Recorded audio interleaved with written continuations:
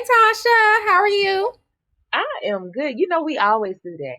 We always start off and we both be trying to say hi you at the same time. I know. I always do it. Talking over each other as usual. Hey! It's all right. It's all right. It's all right. Hey anomalies. Hey y'all doing? Hey y'all doing. That's gonna be my new thing. I'm not gonna say how y'all doing. Hey y'all doing. Hey Hey, y'all doing. ladies. How are you guys doing? Happy holidays. Hope everyone enjoyed their Christmas, Xmas, whatever it is that you celebrate personally. Um, Happy Kwanzaa. Yes, Kwanzaa. Kwanzaa. I love Kwanzaa. Remember when I was trying to find some graphics and I couldn't find the right graphics? Y'all, I'm gonna tell y'all, I was looking for some Kwanzaa graphics and my crazy butt was just a searching. Everything was blue and white. I'm like, the Kwanzaa candle's not blue and white. Lo and behold, Tasha's special butt was definitely searching Hanukkah, not Kwanzaa. So Wow. I did not know why I typed in Hanukkah and not Kwanzaa, but that absolutely explained why the candles wasn't the right color and why all the information was not correct. That's why I was blue and white. Probably sleepy, had probably done took some pain medication or something. I don't know. We be doing the most in our worst states. But I finally got it together and I found my red and green and black candles. I was happy. Good. Forgive me. I know it was a fluke, but it happens. So, the 7 days of Kwanzaa, or the 7 principles of Kwanzaa. So, hold up. For those that don't know what Kwanzaa is, it is an African American and Pan African American diaspora holiday celebrated by millions throughout the world. In our community, it's a cultural message that speaks to the best of us and what it means to be African and human in the fullest sense. And it was created by Dr. Maulana Karenga. Thank you for that, Bina. You're welcome. Because I was just about to jump into the 7 principles. I know. Go ahead. Well, what we have first? We have Umoja, unity. Yes. Kujitalia, which is self-determination. Ujima, collective work and responsibility. Ujama, cooperative economics. That one is very important. That's what we need to get into right now. But we're not going to talk about that today.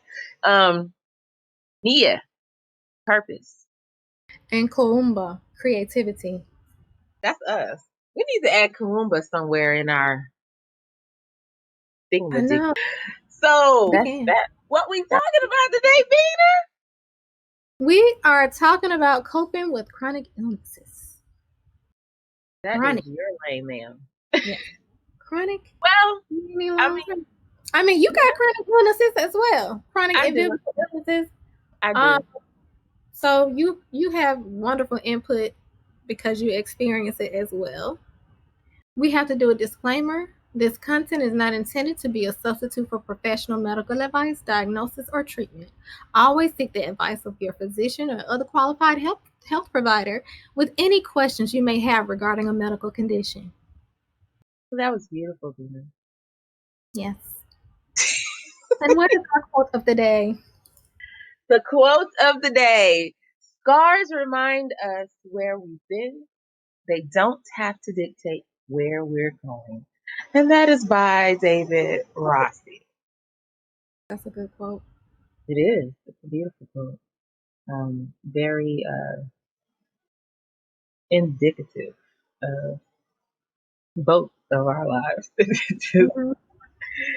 It resonates. Yes. So,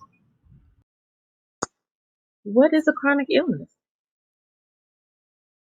A chronic illness is something that you suffer with long term. So it's not acute. Acute means it's for right now. Chronic is long term illness.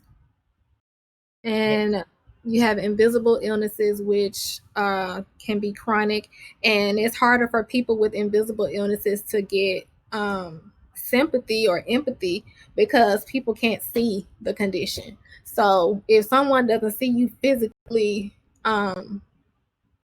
ailed, then they don't, they don't acknowledge.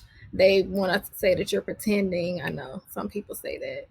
They do. And they give you those crazy stares. Like when I get out of my car, sometimes when I do utilize my handicap parking and I get out of the car, and because I don't have a cane or a walker, or I might not be missing a limb or, physically stumbling, that does not mean that I am not in like 7, 8 tier pain and I just have to leave my house to go do something. You don't know.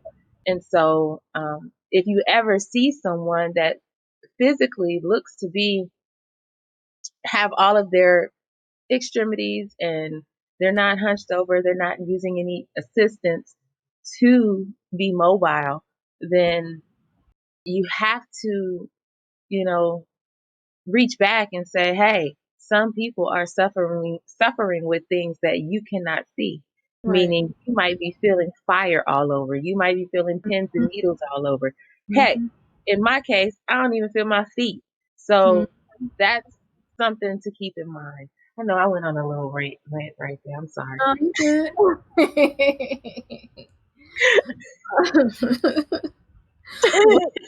One of the things you have to do when you have a chronic illness is self-advocate.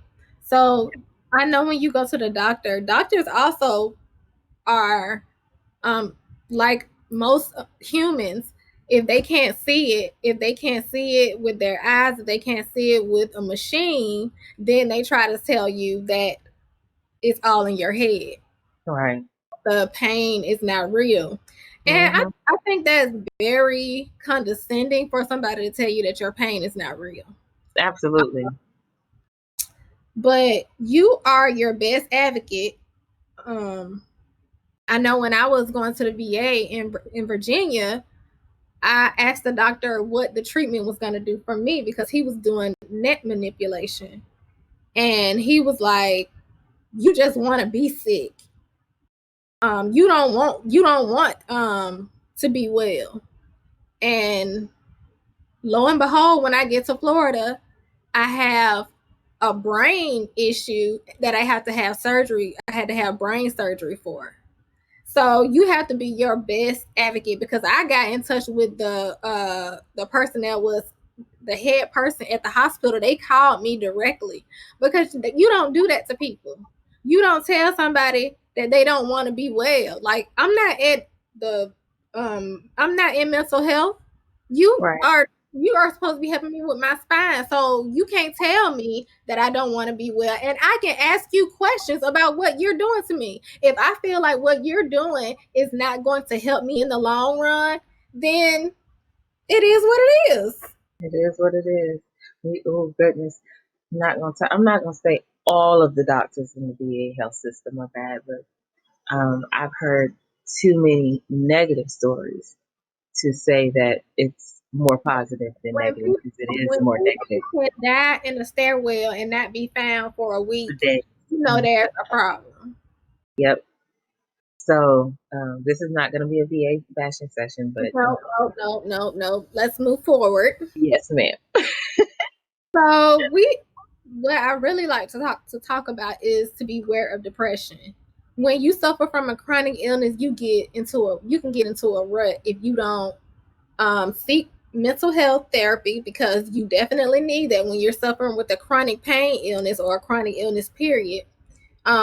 Seek mental health, because you can fall into that deep, dreary hole and not want to get out of the bed. And I know that it hurts, you know what I'm saying? But you got to keep moving and you got to keep doing something, because depression can keep you from doing important things.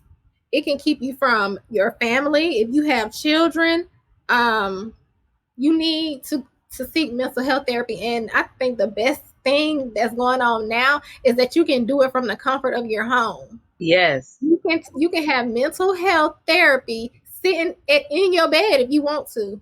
And I think that is awesome because you get more access and better access. That's how I feel about it.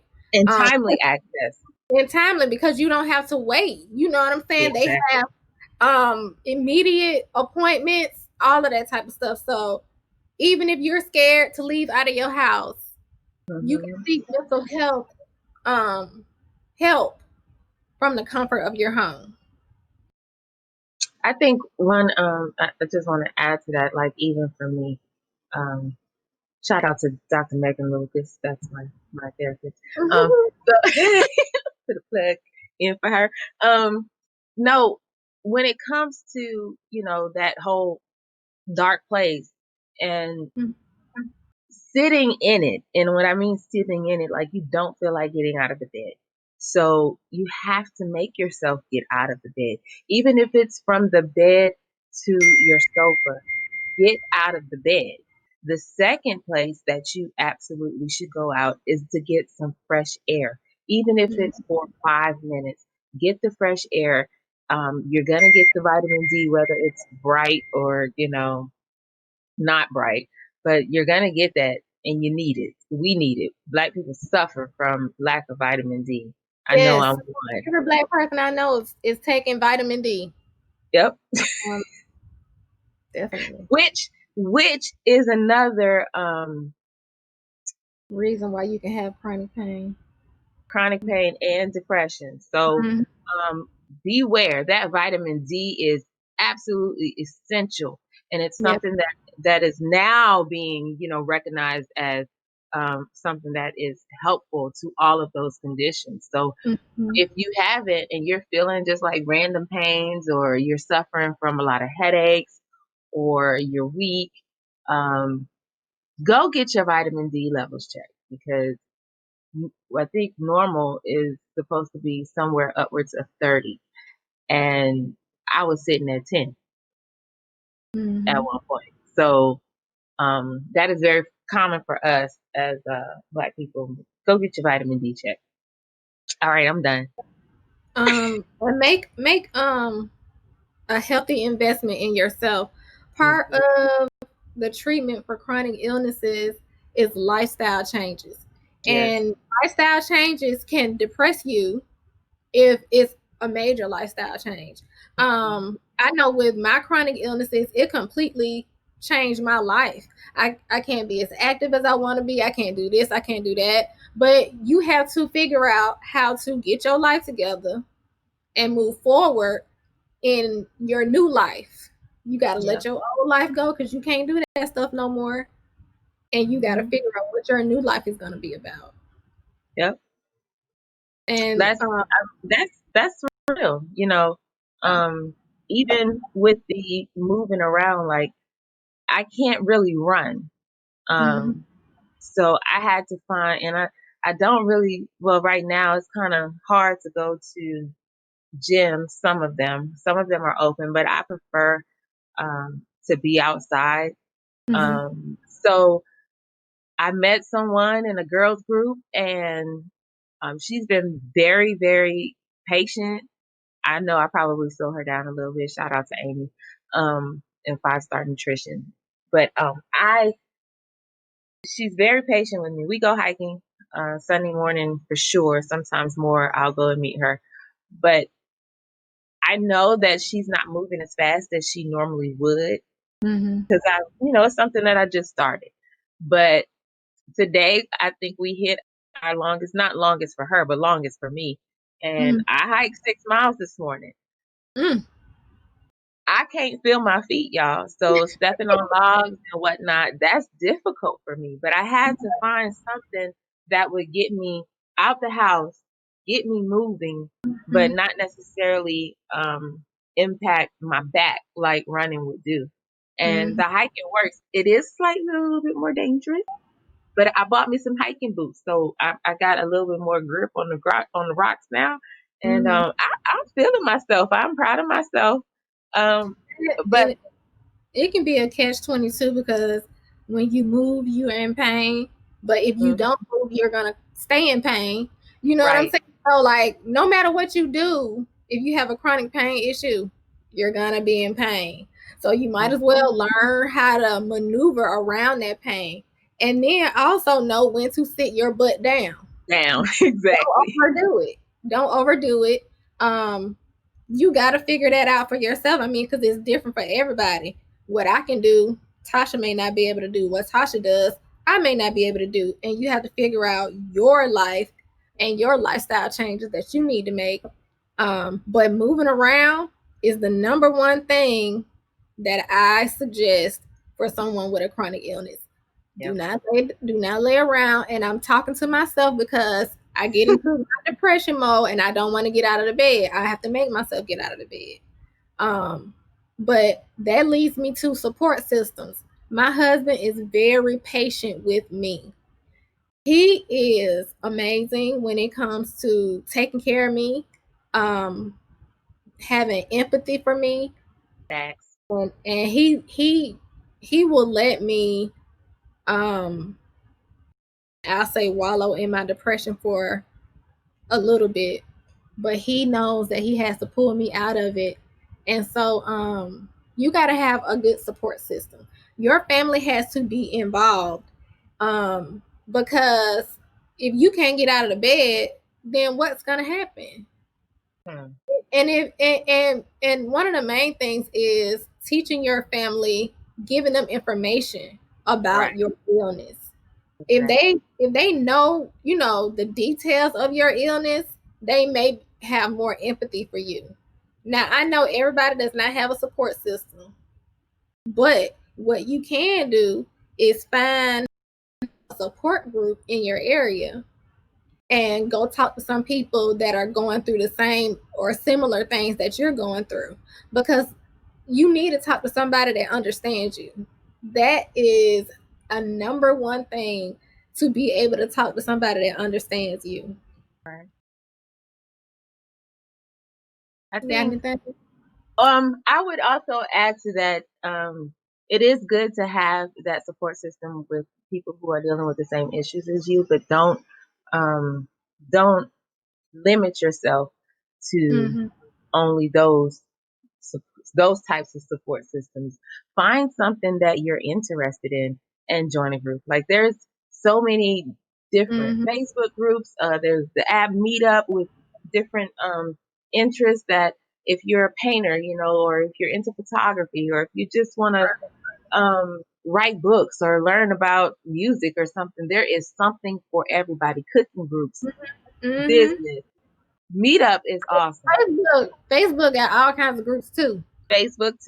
So don't just Facebook groups. You what? I'm in a million Facebook groups. Girl. Like outdoor spaces. Like, there is something for everybody. So find you something other than just, your chronic illness support group as well, because you don't want to just continuously focus on that.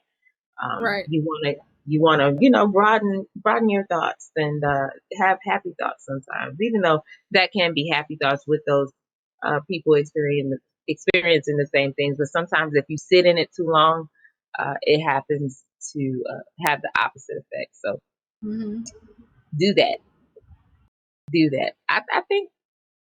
I think that's about it. I am Coach Bina. I am Coach Bina on Instagram and Twitter. I am Life Coach Bina Aisha on Facebook. I have a life confidence and resiliency business, and I coach women that are chronically ill.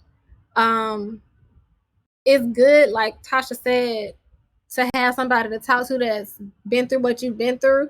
But my job is to help you find a purpose in your life to figure out how to live beyond your illness. And so that's what I do. My website is binaaisha.com. AYESHA. BINAAYESHA. Thank you for spelling that. Thank you for spelling that, because somebody was going to want to know. I know, right? It's Bina like Tina, but with the B. You know what? You say that so much, I've started saying that to people. Like when I say, they be like, "Who?" I say Bina. It's Tina, but with a B. Yeah, that's the only way people remember how to pronounce my name. So anyway, In closing, our quote of the day is, once again, scars remind us of where we've been. They don't have to dictate where we're going. And that's by David Rossi. absolutely, absolutely. Do we want to show scars? Do you have any scars to show? You have the Yeah, first one covered. yeah, it's covered. Can you see it? Uh, A little yeah, bit. I see. I do.